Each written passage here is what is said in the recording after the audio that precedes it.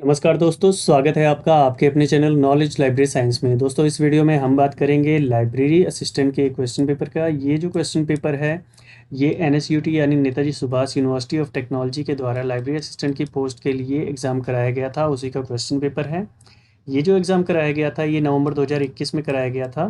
ठीक है, इसमें लाइब्रेरी साइंस के 150 सवाल पूछे गए थे, तो हम उन्हीं के बारे में देखेंगे और उनके राइट आंसर भी चेक करेंगे। साथ साथ में मैं इन क्वेश्चन में जो ऑप्शन दिए हैं उनसे और क्या-क्या सवाल बन सकते हैं, उनके बारे में भी मैं बताते रहूँगा साथ के साथ, जिससे लाइब्रेरी फील्ड का कोई और एग्ज़ाम होता है तो फिर वहाँ हमें हेल्प मिल सके। तो आइए चलिए स्टार्ट करते हैं आज की वीडियो को। देखिए, पहला सवाल है, the way of measuring the quantity of library staff is evolve bye, यानी पुस्तकालय कर्मचारियों की जो मात्रा को नापने का जो तरीका है, पुस्तकालय के जो कर्मचारी हैं उनकी मात्रा को जो नापने का तरीका है वो किसने विकसित किया गया था? तो ये किया था एस आर रंगनाथन ने। ठीक है, किसने किया था? एस आर रंगनाथन ने। इसके अलावा एस आर रंगनाथन से और क्या सवाल पूछे जा सकते हैं? तो ये पूछा जा सकता है, father of library science in India वो किसे कहा जाता है? तो वो कहा जाता है एस आर रंगनाथन को।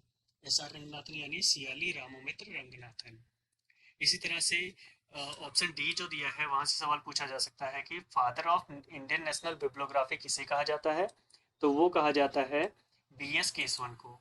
ठीक है, बी एस केसवन को father of Indian national bibliography कहा जाता है। ये इंडियन और पहली इंडियन नेशनल बिब्लियोग्राफी कब पब्लिश हुई थी? तो वो 1958 में हुई थी। ठीक है, चलिए अगले सवाल पे आते हैं। अगला सवाल है, सामान्य संचार प्रारूप यानी कॉमन कम्युनिकेशन फॉर्मेट का पहला संस्करण किस साल प्रकाशित हुआ था, किस वर्ष प्रकाशित हुआ था? तो ये हुआ था 1984 में। ठीक है, अब ये इसके अलावा ये सवाल भी पूछा जा सकता है कि ये जो सीसीएफ है ये किसके द्वारा प्रकाशित हुआ था? तो ये पब्लिश हुआ था यूनेस्को के द्वारा। ठीक है, विकसित ये इसी के द्वारा हुआ था, यूनेस्को द्वारा।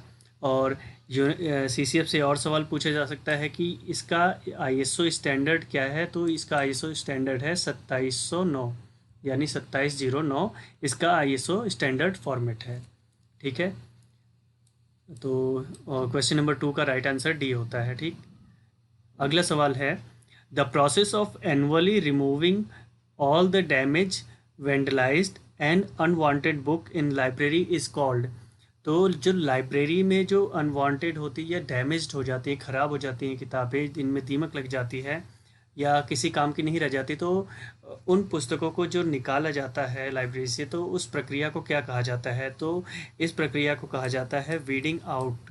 ठीक है, अब यहाँ से एक सवाल और पूछा जा सकता है कि वीडिंग आउट जो प्रक्रिया है ये 5 लॉ ऑफ लाइब्रेरी साइंस में कौन से लॉ में आती है? तो ये आती है 5th लॉ में। ठीक है, क्यों? क्योंकि 5th लॉ जो है वो 5th लॉ का क्या नाम क्या है?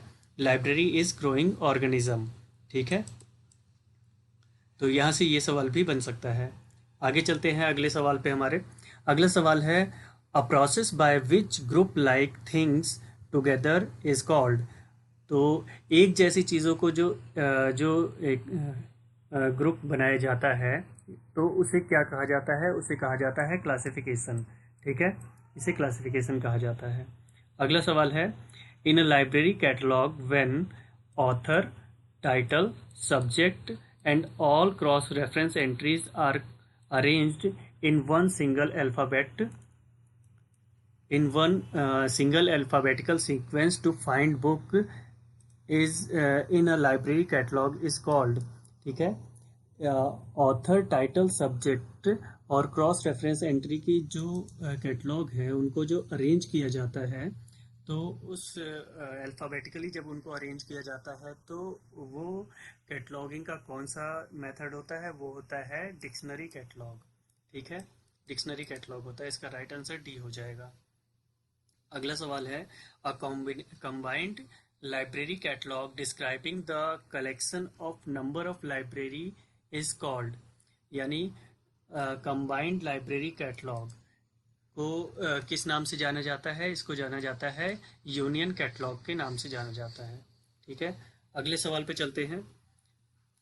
इस वीडियो को आप टेस्ट के तौर पे भी देख सकते हैं कि आप वीडियो को चला दीजिए और अपने अपने राइट आंसर को आप अपनी कॉपी में या नोटबुक में राइट करते जाइए, और लास्ट में आप चेक कर सकते हैं कि आपके कितने आंसर जो है वो सही हुए हैं।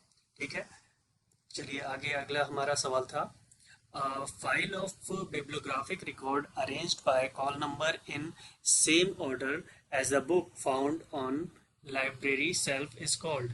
यानी लाइब्रेरी सेल्फ में, जो लाइब्रेरी में स्टैक में जो किताबें, कौन सी किताब स्टैक में कहाँ पर है, उसके बारे में जो जानकारी मिलती है, उसकी जानकारी हमें किससे मिलती है? तो वो मिलती है हमें सेल्फ लिस्ट से मिलती है। ठीक है, किससे मिलती है? सेल्फ लिस्ट से। अब अक्सर सवाल पूछा जाता है कि सेल्फ लिस्ट किसके यूज़ के लिए होती है? तो सेल्फ लिस्ट यूज़ के लिए होती है स्टाफ के लिए। ठीक है, ये सवाल भी बनता है। नेक्स्ट सवाल है, see also the type of reference are provided to direct the user from concept to another concept given the same means या सिनोनिम इज कॉल्ड। इसे कहते हैं सी ऑल्सो रेफरेंस। ठीक है, नेक्स्ट सवाल है हमारा, delivery books and newspaper act public library in India was enacted in the year. तो ये कौन से साल में डिलीवरी ऑफ बुक एक्ट आया था? ये आया था 1954 में। अब इसके अलावा सवाल पूछा जाता है कि 1954 का जो एक्ट था ये रिवाइज कब हुआ था? तो ये हुआ था 1956 में। इसके अलावा ये भी सवाल पूछा जाता है कि जो डिलीवरी ऑफ बुक एक्ट है इसके थ्रू कितनी लाइब्रेरीज में बुक्स को भेजा जाता है और कितनी कॉपीज़। तो यहाँ पर एक एक कॉपी चारों लाइब्रेरीज में भेजी जाती है, एक नेशनल लाइब्रेरी में भेजी जाती है, इसके अलावा 3 और जो पब्लिक लाइब्रेरीज हैं वहाँ पर भेजी जाती हैं एक एक कॉपी।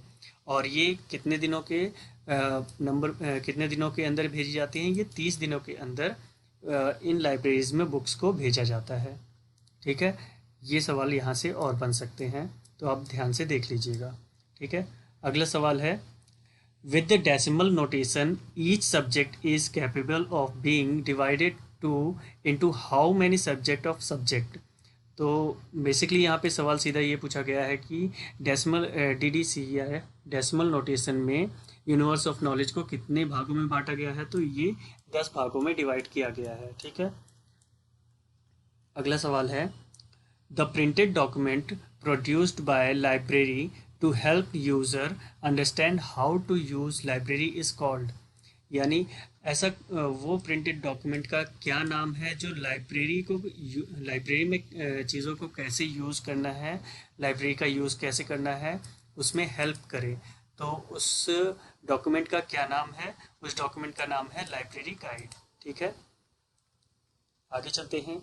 अगला सवाल है, Sears list of subject heading is useful for. तो SLSH जो है यानी Sears list of subject heading, इसका ज़्यादातर यूज़ कहाँ पर होता है? इनका यूज़ होता है स्मॉल एंड मीडियम लाइब्रेरीज़ के लिए होता है। ठीक है, अब ये जो पहला प्रकाशन इसका कब आया था? तो इसका आया था 1923 में आया था। ठीक है, ये सवाल भी बनता है इस पर। नेक्स्ट क्वेश्चन है, who declared open the national library of India. National library of India को ओपन किसने डिक्लेयर किया था? ये किया था मौलाना अब्दुल कलाम आज़ाद ने। ठीक है, और ये कब किया था? तो ये किया था 1953, 1 Feb 1953। ये सवाल भी अक्सर एग्ज़ाम में पूछ लिए जाते हैं। ठीक है, इसके अलावा एक और सवाल पूछा जाता है, यहाँ नेशनल लाइब्रेरी ऑफ इंडिया नहीं आएगा, यहाँ imperial library of India, imperial library आएगा। तो इम्पीरियल लाइब्रेरी के पहले लाइब्रेरियन कौन थे? तो ये पहले लाइब्रेरियन थे जॉन मैकफर्लिन। और इसी तरह से इम्पीरियल लाइब्रेरी ऑफ इंडिया के जो पहले इंडियन लाइब्रेरियन थे उनका नाम क्या था? वो था हरिनाथ डे। ठीक है, नेक्स्ट सवाल है हमारा, the set of rule produced by IFLA to create standard bibliographic detail to be used in library catalogue is called. यानी लाइब्रेरी में जो कैटलॉग है उसमें किन किन डिटेल्स को लिखना है उसके बारे में जो नियम बनाए हैं, उस नियम को इफ्ला ने जो नियम बनाए हैं उस नियम को क्या कहते हैं? तो उसको कहते हैं ISBD यानी इंटरनेशनल स्टैंडर्ड बिब्लियोग्राफिक डिस्क्रिप्शन। ठीक है, अब इसके अलावा यहाँ से और क्या क्या सवाल पूछे जा सकते हैं इस ऑप्शन से, तो यहाँ पे एक सेकेंड, यहाँ पे सवाल ये पूछा जा सकता है, ISSN से पूछा जा सकता है कि ISSN नंबर जो है वो किसको दिया जाता है। तो ISSN नंबर जो है वो सीरियल पब्लिकेशंस को दिया जाता है। सीरियल पब्लिकेशन जो कुछ कुछ टाइम इंटरवल के बाद पब्लिश होते हैं, पीरियोडिकल्स हैं। और जो ISSN नंबर है ये कितने डिजिट का होता है, ये 8 डिजिट का होता है, ठीक है। इसी तरह से ISBD के बारे में देखिए क्या लिखा है यहाँ पर, ISBD is a set of rule of bibliographic description.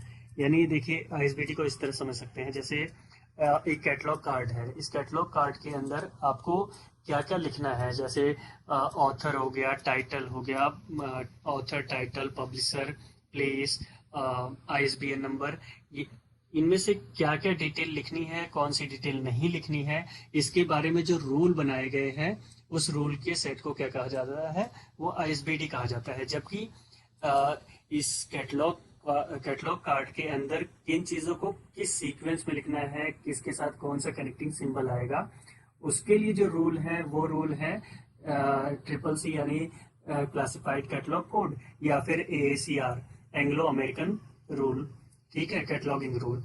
तो वो हो गए इनके लिए, ठीक है। इस तरह से आप समझ सकते हैं। अब अगला सवाल यहाँ से ये भी बन सकता है कि ISBN नंबर, तो ISBN नंबर ये मोनोग्राफ्स को दिया जाता है, मोनोग्राफ जो एक बार पब्लिश होते हैं, जैसे किताबें हो गई, ठीक है। और ये कितने डिजिट का होता है, तो ये 13 डिजिट के नंबर होते हैं, ठीक है। अगले सवाल पे चलते हैं। अगला सवाल है, at the suggestion of EWB Nicholson Library Association UK was formed with its headquarter at, तो लाइब्रेरी एसोसिएशन की स्थापना कहाँ हुई थी, ये हुई थी लंदन में। और इसमें सवाल ये भी पूछा जाता है कि LA यानी लाइब्रेरी एसोसिएशन की स्थापना कब हुई थी, तो ये 5 अक्टूबर 1877 में लंदन में हुई थी, ठीक है। आप डेट भी याद रख सकते हैं।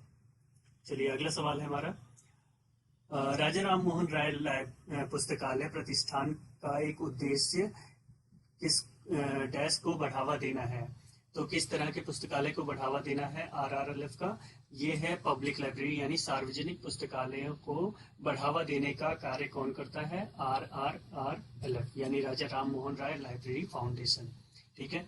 यहाँ सवाल ये भी बनता है कि इसकी स्थापना कब हुई थी, इसकी स्थापना हुई थी 1972, और इसका एक मुख्य काम और क्या है, वो है ISBN देना, ठीक है। ISBN जो अभी मैंने आपको बताया, इंटरनेशनल स्टैंडर्ड बुक नंबर, ठीक है। इंडिया में किसके द्वारा दिया जाता है, तो ये दिया जाता है RRLF, ठीक है। इसके ऊपर एक सेपरेट वीडियो भी है, आप चाहे उसे देख सकते हैं।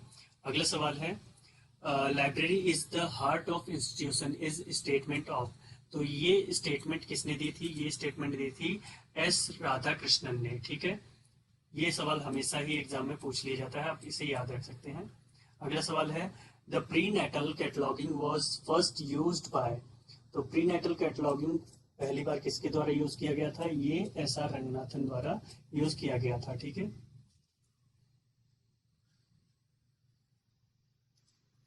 अगला सवाल है, the first president of ILA के जो फर्स्ट प्रेसिडेंट थे वो कौन थे, तो वो थे डॉक्टर OM थॉमस। अब इसके अलावा ILA से और क्या क्या सवाल बनते हैं, तो ये देख लीजिए, ILA की स्थापना कब हुई थी, तो ये 13 सितंबर 1933 में हुई थी। कहाँ पर हुई थी, कोलकाता में, ठीक है।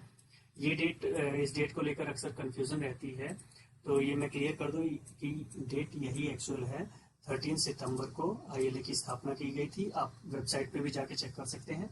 इसके अलावा इसके जो फाउंडर प्रेसिडेंट थे उस टाइम पे वो कौन थे, AC वोल्मर, ठीक है। AC वोल्मर इसके प्रेसिडेंट। नेक्स्ट सवाल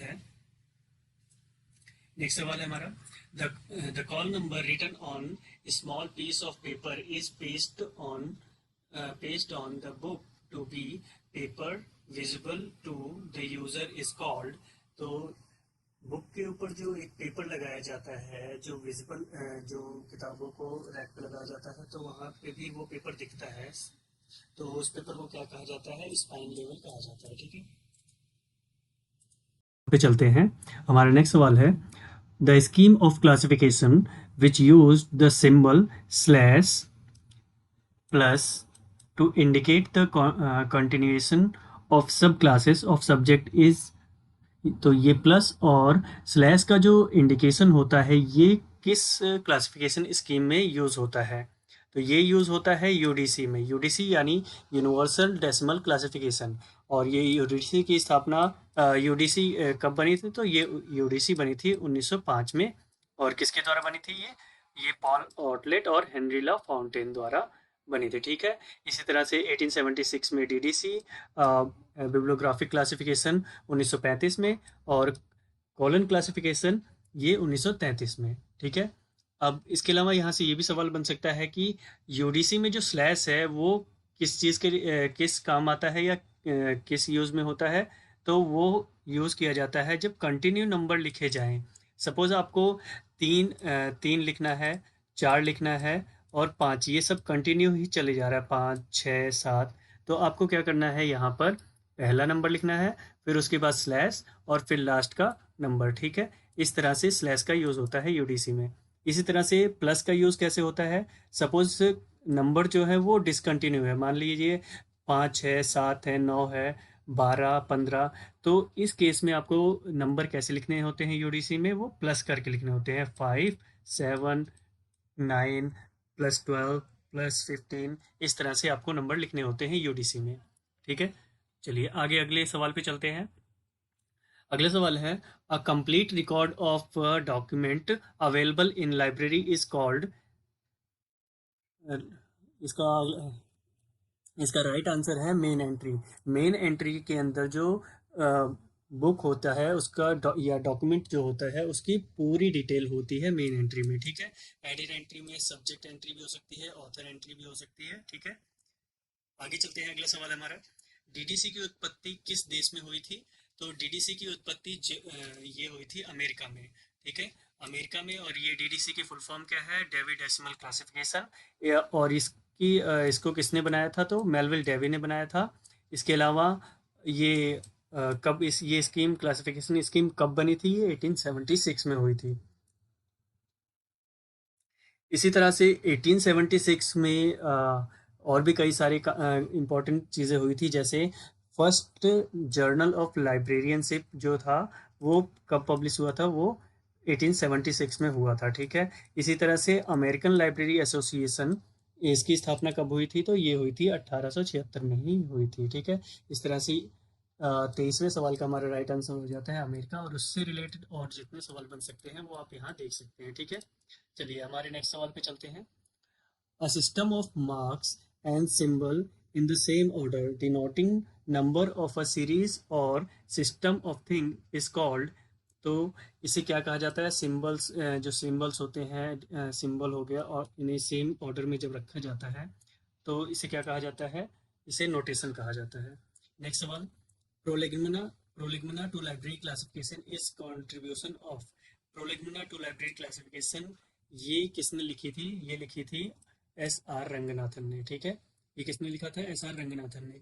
अब यहाँ और क्या क्या सवाल बन सकते हैं इस ऑप्शन से, तो जैसे सी ए कटर ने कौन सी क्लासिफिकेशन स्कीम लिखी थी, ये लिखी थी एक्सपेंसिव क्लासिफिकेशन स्कीम। और इसके अलावा ये कब लिखी थी, तो 1891 में। और रंगनाथन की ये जो प्रोलेगमिना टू लाइब्रेरी क्लासिफिकेशन है, ये तीन बार ये फर्स्ट इसकी जो स्कीम जो लिखी थी इन्होंने, वो 1937 में लिखी थी। उसके बाद इसका जो दूसरी बार जो लिखी थी वो 1957, फिर उसके बाद 1967 में। इसके साथ में एच ई ब्लिस का जो क्लासिफिकेशन स्कीम है उसका नाम है बिब्लियोग्राफिक क्लासिफिकेशन, और ये कब आया था, 1935 में। और मेलविल डेवी का है डीडीसी, ये 1876 में। ठीक है। नेक्स्ट सवाल है, the United Nation educational scientific and cultural organization is special agency of, तो ये जो यूनेस्को है ये किसकी एजेंसी है, ये एजेंसी है यूएन की, यूनाइटेड नेशंस की एजेंसी है। ठीक है। और इसके अलावा इफ्ला, इफ्ला क्या है, इस इफ्ला की स्थापना 1927 में हुई थी, और ये किसके लिए काम करती है, ये लाइब्रेरी एसोसिएशंस और लाइब्रेरी इंस्टीट्यूशंस के लिए काम करती है। इसके अलावा WHO ये हेल्थ के लिए काम करती है, FAO ये एग्रीकल्चर के लिए है। चलिए हमारा नेक्स्ट सवाल है, which of the following is not web browser, इनमें से कौन सा वेब ब्राउजर नहीं है, ठीक है। तो ये है डी, इसका राइट आंसर हो जाएगा डी, याहू वेब ब्राउजर नहीं है, जबकि फायरफॉक्स, सफारी, इंटरनेट एक्सप्लोरर ये हैं वेब ब्राउजर। अगले चलते हैं। When the book racks in the library are provided with class number denoting which book are available on the given shelf is called। तो library में कौन सी बुक सेल्फ पर कहाँ पर है उसके बारे में जानकारी कहाँ से मिलती है हमें, सेल्फ गाइड से मिलती है, ठीक है। आगे चलते हैं।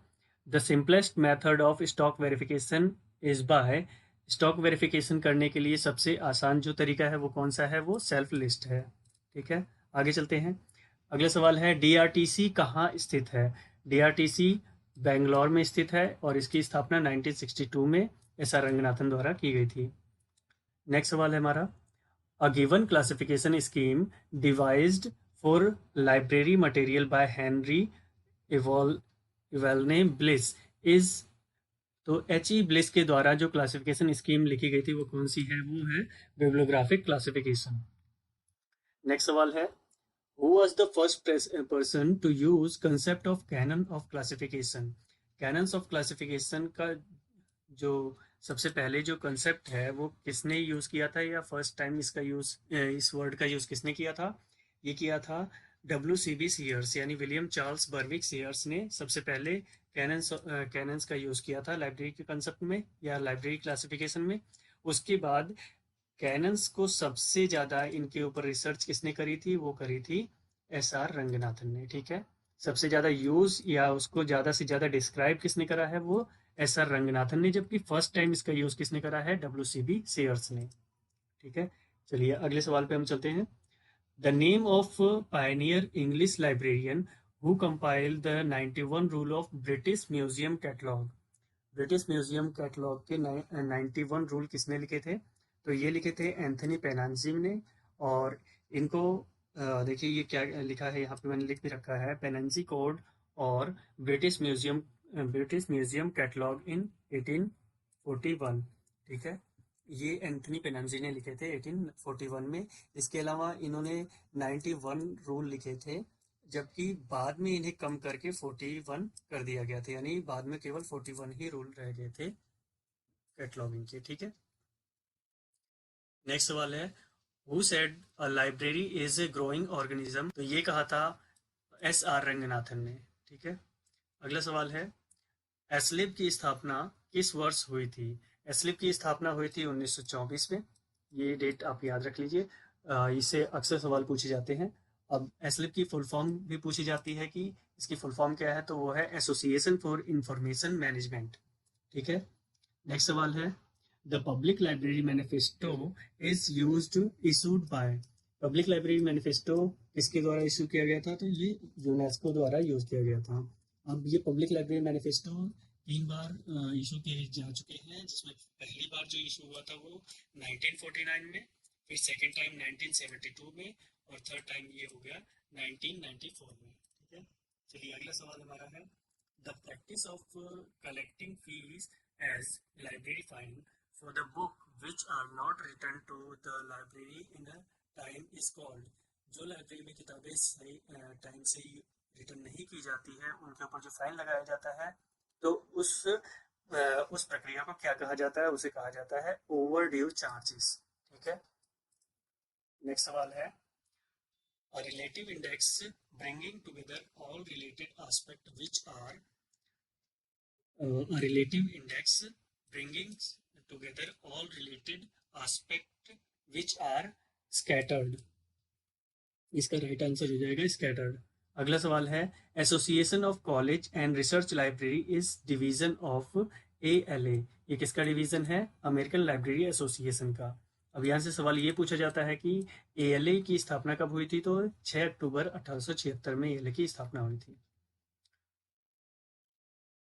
नेक्स्ट सवाल है, when one or more isolate fact are combined with a basic subject giving rise to a compound subject is called, तो इसका राइट आंसर हो जाएगा B, लैमिनेशन।